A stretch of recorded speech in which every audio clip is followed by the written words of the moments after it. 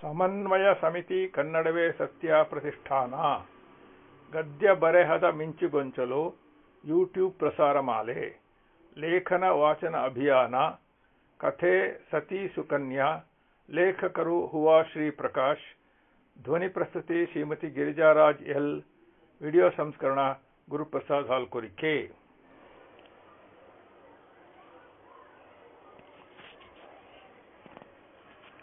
ನಮಸ್ಕಾರ ಕೇಳುಗರೆ. ಕಥೆಗಾರ ಶ್ರೀ ಹುವಾ ಶ್ರೀ ಪ್ರಕಾಶ್ ಅವರ ಸತಿ ಸುಕನ್ಯಾ ಎಂಬ ಕಥೆಯನ್ನು ಪ್ರಸ್ತುತಪಡಿಸುತ್ತಿದ್ದೇನೆ.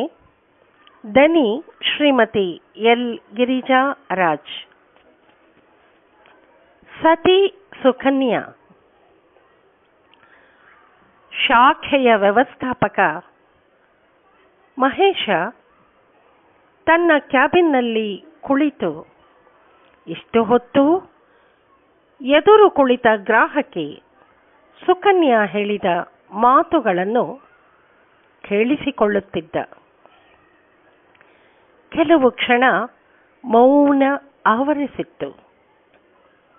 ಮಹೇಶನ ಮನಸ್ಸಿನಲ್ಲಿ ಶಿವಮೂರ್ತಿಯವರ ಆಪ್ತ ಮುಖ ಒಂದು ಕ್ಷಣ ಬಂದು ಮರೆಯಾಯಿತು. ಸುಕನ್ಯಾ ಗ್ರಾಮೀಣ ಹಿನ್ನೆಲೆಯಿಂದ ಬಂದ ಹೆಣ್ಣು. ಆಕೆಯ ತಂದೆ ಮರದಿಂದ ಬಿದ್ದು ಕಾಲು ಮುರಿದುಕೊಂಡಿದ್ದು 3 ಹೆಣ್ಣು ಮಕ್ಕಳನ್ನು ಕಡು ಬಡತನದಲ್ಲಿ ಸಾಕುವ ಭಾರವೆಲ್ಲ ತಾಯಿಯ ಮೇಲೆ ಬಿದ್ದಿತಂತೆ. ಹಿರಿಯಳಾದ ಈಕೆ ಮದುವೆ ವಯಸ್ಸಿಗೆ ಬಂದಾಗ ಒಳ್ಳೆಯ ಸಂಬಂಧ ನೋಡಿ ಮದುವೆ ಮಾಡಿಕೊಡಲು ಹಣವೂ ಇರಲಿಲ್ಲ, ಜವಾಬ್ದಾರಿ ಹೊರುವವರೂ ಇರಲಿಲ್ಲ. ವಯಸ್ಸಿಗೆ ಬಂದ ಮಗಳು ಮದುವೆಯಾಗದೆ ಮನೆಯಲ್ಲಿರುವುದು ಚೆಂದವೇ? ಜನ ಆಡಿಕೊಳ್ಳುತ್ತಾರೆ. ಇದೇ ಸಮಯದಲ್ಲೇ ದೂರದ ಬಂಧು ಶಿವಮೂರ್ತಿಗಳು 2ನೇ ಸಂಬಂಧಕ್ಕೆ ಹೆಣ್ಣು ಹುಡುಕುತ್ತಿರುವುದು ತಿಳಿಯಿತು.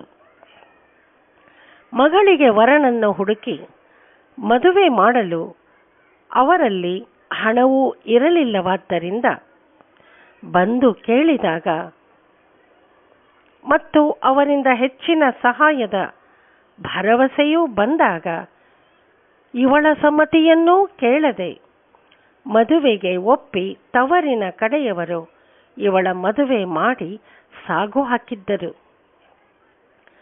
ಆರೋಗ್ಯ ಸಮಸ್ಯೆಯಿಂದ ಆಗಾಗ್ಗೆ ಬಳಲುತ್ತಿದ್ದ ಶಿವಮೂರ್ತಿಗಳು ನೋಡಿಕೊಳ್ಳಲು ಯಾರಾದರೂ ಬೇಕೆಂದು ಈಕೆಯನ್ನು ಮದುವೆಯಾಗಿದ್ದಂತೆ. 30ರ ಹುಡುಗಿಗೆ 60 ದಾಟಿದ ಮುದುಕ. 5 ವರ್ಷದ ಸಂಸಾರದಲ್ಲಿ ಆಕೆ ಆತನ ಆರೈಕೆ ಮಾಡಿದ್ದೇ ಹೊರತು ಸುಖ ಕಂಡಿರಲಿಲ್ಲ. ಜೊತೆಗೆ ಪತಿಯ ಕುಟುಂಬದ ಕಡೆಯವರು ಬಂದಾಗೆಲ್ಲ ಕೊಂಕು ಮಾತಾಡುತ್ತಾ ಕಿರುಕುಳ ನೀಡುತ್ತಿದ್ದರಂತೆ. ಬದುಕು ಅಸಹನೀಯವಾದರೂ ಹೇಗೋ ಇದುವರೆಗೂ ಸಹಿಸಿಕೊಂಡೆ. 2 ತಂಗಿಯರ ಮದುವೆಯೂ ಆಗಿದೆ ಎಂದು ಎಲ್ಲವನ್ನು ಮುಕ್ತವಾಗಿ ಹೇಳಿಕೊಂಡಳು. ಹೆಣ್ಣಾಗಿ ಹುಟ್ಟಬಾರದು ಅಂತ ತನ್ನ ಸ್ಥಿತಿಗಾಗಿ ವ್ಯಥೆಪಟ್ಟಳು. ಪಾಸ್ಬುಕ್ ತೋರಿಸಿ ನಾಡಿದ್ದು ಅಕೌಂಟ್ ಕ್ಲೋಸ್ ಮಾಡುವುದಾಗಿ ಹೇಳಿ, ನನಗೆ ಹಣ ಸಿಗುವುದಕ್ಕೆ ತೊಂದರೆಯಾಗುವುದಿಲ್ಲವಷ್ಟೇ ಎಂದಳು. ಅದು ಅವಳ ವೈಯಕ್ತಿಕ ಖಾತೆ. ಹಣ ತೆಗೆಯುವುದಕ್ಕಾಗಲಿ ಖಾತೆಯನ್ನು ಮುಕ್ತಾಯಗೊಳಿಸುವುದಕ್ಕಾಗಲಿ ಯಾವ ತೊಂದರೆಯೂ ಇರಲಿಲ್ಲ. ಖಾತೆ ಯಾಕೆ ಕ್ಲೋಸ್ ಮಾಡುತ್ತೀರಿ ಎಂದು ಮಹೇಶ ಸಹಜವಾಗಿ ಕೇಳಿದ್ದಕ್ಕೆ ಆಕೆ ತನ್ನ ಎಲ್ಲ ವೃತ್ತಾಂತವನ್ನು ಹೇಳಿದ್ದಳು. ಅಷ್ಟೇ ಅಲ್ಲ, ತಾನು ಮೈಸೂರಿನಲ್ಲಿರುವ ತಂಗಿಯ ಮನೆಗೆ ಹೋಗುವುದಾಗಿ ಹೇಳಿದಳು. ಇಂದೇ ಕ್ಲೋಸ್ ಮಾಡುವಿರಾ ಎಂದಾಗ, ಬೇಡ ಸರ್, ಅವರು ದಿನಾ ಪಾಸ್ಬುಕ್ ನೋಡುತ್ತಿರುತ್ತಾರೆ. ನಾಳೆ ಕೇಳಿದರೆ ನಾನು ಹೋಗುವಾಗ ಇಲ್ಲಿ ಬಂದು ಕ್ಲೋಸ್ ಮಾಡಿಕೊಂಡು ಹೋಗುತ್ತೇನೆ ಎಂದಳು. ಸಾಧಾರಣವಾಗಿ ಶಿವಮೂರ್ತಿಗಳು ಪಿಂಚಣಿ ತೆಗೆದುಕೊಳ್ಳಲು ಬ್ಯಾಂಕಿಗೆ ಬಂದಾಗೆಲ್ಲ ಮಹೇಶನೊಂದಿಗೆ 4 ಮಾತನಾಡಿ ಹೋಗುತ್ತಿದ್ದರು. ಅನೇಕ ಹಿರಿಯ ನಾಗರಿಕರಿಗೆ ಮಹೇಶ ತನ್ನ ಆಲಿಸಿಕೊಳ್ಳುವ ಗುಣದಿಂದಾಗಿ ಪ್ರಿಯನಾಗಿದ್ದ. ಎಲ್ಲರೂ ಅವರ ಕಷ್ಟ ಸುಖ ಇವನೊಂದಿಗೆ ಹೇಳಿಕೊಳ್ಳುತ್ತಿದ್ದರು. ಶಿವಮೂರ್ತಿಗಳು ಒಮ್ಮೆ ತಮ್ಮ ಪತ್ನಿಯನ್ನು ಕರೆತಂದು ಅವಳ ಹೆಸರಲ್ಲೇ ಲಾಕರ್ ಕೂಡ ಪಡೆದುಕೊಂಡಿದ್ದರು. ಆಕೆಗೆ ಲಾಕರ್ಗೆ ಸಂಬಂಧಿಸಿದಂತೆ ವ್ಯವಹರಿಸಲು ಲೆಕ್ಕಪತ್ರ ವ್ಯವಸ್ಥಾಪಕರ ಪರಿಚಯ ಮಾಡಿಸಿದ್ದ ಮಹೇಶ. ನಂತರ ಕೆಲವೊಮ್ಮೆ ಆಕೆಯೇ ಬಂದು ಬ್ಯಾಂಕಿನಲ್ಲಿ ವ್ಯವಹರಿಸುತ್ತಿದ್ದಳು. ನೇರವಾಗಿ ಕೌಂಟರಿನಲ್ಲಿ ವ್ಯವಹರಿಸಬಹುದಾದರೂ ಮಹೇಶನ ಬಳಿಗೆ ಬಂದೇ ಹೋಗುತ್ತಿದ್ದಳು. ಬಹುಶಃ ಶಿವಮೂರ್ತಿಗಳು ಹಾಗೆ ಆದೇಶಿಸಿದ್ದರೋ ಏನೋ. ಆ ದಿನ ಆಕೆ ಅಕೌಂಟೆಂಟ್ ಬಳಿ ಹೋಗಿದ್ದನ್ನು ಮಹೇಶ ಗಮನಿಸಿದ. ಮಹೇಶನಿಗೆ ಇವಳು ಶಿವಮೂರ್ತಿಗಳಂತಹ ಒಳ್ಳೆಯ ವ್ಯಕ್ತಿಗೆ ವಂಚಿಸುತ್ತಿದ್ದಾಳಲ್ಲ, ಛೆ, ನೋಡಲು ಎಷ್ಟು ಲಕ್ಷಣವಾಗಿ ಸಭ್ಯಳಂತೆ ಇದ್ದಾಳೆ ಎನಿಸಿತು. ರಾಜಕುಮಾರಿ ಸುಕನ್ಯಾ ಅರಿಯದೆ ತಪಸ್ಸಿಗೆ ಕುಳಿತು ಹುತ್ತ ಆವರಿಸಿದ್ದ ಚ್ಯವನರ ಕಣ್ಣಿಗೆ ಹುಲ್ಲುಕಡ್ಡಿಯಿಂದ ಚುಚ್ಚಿದ್ದಕ್ಕೆ ಪ್ರಾಯಶ್ಚಿತ್ತವಾಗಿ ಆತನನ್ನೇ ಮದುವೆಯಾಗಿ ಮಹಾಪತಿವ್ರತೆ ಎನಿಸಿದಳು. ಈ ಸುಕನ್ಯಾ ಗಂಡನನ್ನು ತೊರೆದು ಸಿಕ್ಕಷ್ಟು ದೋಚಿಕೊಂಡು ಹೋಗುತ್ತಿದ್ದಾಳೆ. ಬ್ಯಾಂಕಿನ ಕರ್ತವ್ಯವನ್ನು ನನ್ನ ಇತಿಮಿತಿಯಲ್ಲಿ ನಿರ್ವಹಿಸಬೇಕೇ ಹೊರತು ಬೇರೆಯವರ ಸಂಸಾರ ಸರಿ ಮಾಡುವ, ತಪ್ಪು ಸರಿ ವಿಶ್ಲೇಷಿಸುವ ಕೆಲಸ ನನ್ನದಲ್ಲ.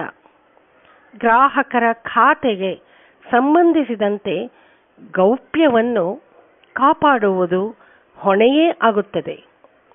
ಇವಳ ಮಾತುಗಳು ನನ್ನಲ್ಲಿ ಅನವಶ್ಯಕ ಗೊಂದಲ ಮೂಡಿಸಿ ಯಾವುದೋ ಪಾಪ ಪ್ರಜ್ಞೆ ಮೂಡಿಸುತ್ತಿದೆ ಅಂದುಕೊಂಡ ಮಹೇಶ. ಎಂದಿನಂತೆ ಇತರ ಕೆಲಸದ ಒತ್ತಡದಲ್ಲಿ 2 ದಿನ ಕಳೆದೇ ಬಿಟ್ಟಿತು. ಬ್ಯಾಂಕ್ ತೆರೆದ ಸ್ವಲ್ಪ ಹೊತ್ತಿಗೆ ಆಕೆ ಬಂದಳು. ಖಾತೆ ಮುಕ್ತಾಯಗೊಳಿಸಬೇಕೆಂಬ ಆಕೆಯ ವಿನಂತಿ ಪತ್ರಕ್ಕೆ ಮುಕ್ತಾಯಗೊಳಿಸಲು ಆದೇಶ ನೀಡಿ ಒಕ್ಕಣೆ ಬರೆದು ಕಳುಹಿಸುವಾಗ ಶಿವಮೂರ್ತಿಗಳು ಹೇಗಿದ್ದಾರೆ ಎಂದು ಕೇಳಿದ. ಅವರಿಗೆ ಅಷ್ಟಾಗಿ ಆರೋಗ್ಯ ಸರಿಯಿಲ್ಲ, ಮಲಗಿದ್ದಾರೆ. ನನ್ನ ಫೋನನ್ನು ಅವರ ಮಂಚದಲ್ಲಿಯೇ ಬಿಟ್ಟಿದ್ದೇನೆ. ಅವರ ಸಂಪರ್ಕಕ್ಕೆ ಸಿಗುವುದಿಲ್ಲ.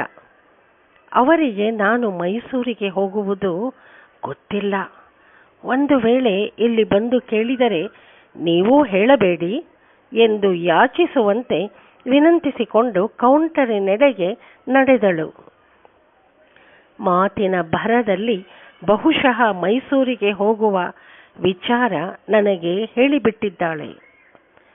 ಈಗ ನನಗೇ ಹೇಳಬೇಡಿ ಅನ್ನುತ್ತಿದ್ದಾಳಲ್ಲ ಅಂದುಕೊಂಡ ಮಹೇಶ. ಅವನಿಗೆ ಒಟ್ಟಾರೆ ಅವಳಾಡಿದ ಮಾತುಗಳೆಲ್ಲ ಕಿರಿಕಿರಿಯಾಗಿ ಗೊಂದಲ ಮೂಡಿಸಿತ್ತು. ಸುಮ್ಮನೆ ಖಾತೆ ಕ್ಲೋಸ್ ಮಾಡಿಕೊಂಡು ಹೋಗುವುದು ಬಿಟ್ಟು ಯಾಕಾದರೂ ಅವಳು ನನಗೆ ಈ ವೃತ್ತಾಂತವೆಲ್ಲ ಹೇಳಿದಳೋ. ಒಂದು ಕ್ಷಣ ಆಕೆಯನ್ನು ಕರೆದು ನೀನು ಮಾಡುತ್ತಿರುವುದು ತಪ್ಪು ಎಂದು ತಿಳಿ ಹೇಳುವ ಪ್ರಯತ್ನ ಮಾಡೋಣವೇ ಅನಿಸಿತು. ಅಷ್ಟರಲ್ಲಿ ಮತ್ತೊಬ್ಬ ಪ್ರಮುಖ ಗ್ರಾಹಕರು ಬಂದ ಕಾರಣ ಅವರನ್ನು ಒಳಗೆ ಸ್ವಾಗತಿಸಿದ.